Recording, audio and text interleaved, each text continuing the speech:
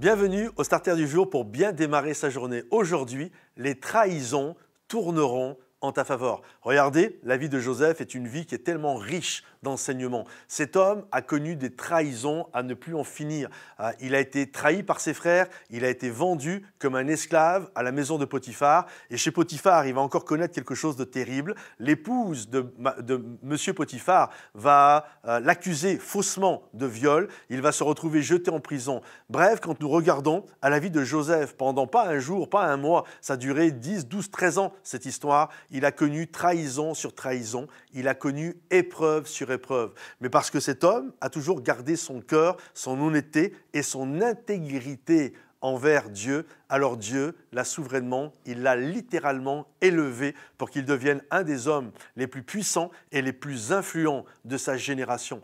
Il y a un dicton qui dit ceci: si tu n'es pas intègre, tu vas te désintégrer. Et je crois vraiment à la puissance de l'intégrité. Je crois vraiment que quand bien même les gens se comportent mal, parce que nous restons intègres, parce que nous restons des hommes et des femmes de caractère et de valeur, alors Dieu va pouvoir utiliser qui nous sommes pour la gloire de son nom. Et les épreuves, finalement, et les trahisons, Dieu saura les utiliser pour la gloire de son nom. Dieu saura les utiliser pour nous façonner et faire de nous des hommes avec une personnalité qui est le reflet de la gloire de Dieu. Alors quand bien même toi, aujourd'hui, tu peux vivre des combats, tu peux vivre des difficultés, des trahisons, des gens qui sont autour de toi. Reste intègre, reste confiant en l'Éternel et ce que Dieu a dit finira toujours par s'accomplir. Et comprends que finalement les épreuves, tout le monde en a eu, de Jésus à Joseph, à Moïse, à l'apôtre Paul, bref, tout le monde en a eu, mais les épreuves n'ont jamais été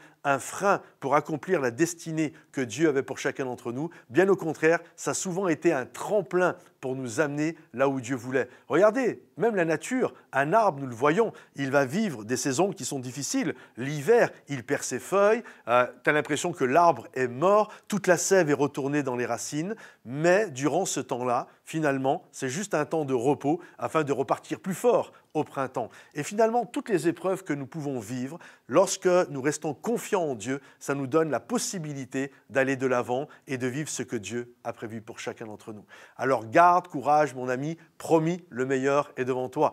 Pense, si ce message t'a béni, à le liker en appuyant sur les petits pouces sous le lecteur. Pense également à le commenter et à le partager. Pense également à t'abonner si ce n'est pas encore fait. Que le Seigneur te bénisse, que le Seigneur t'encourage. À bientôt. Bye bye.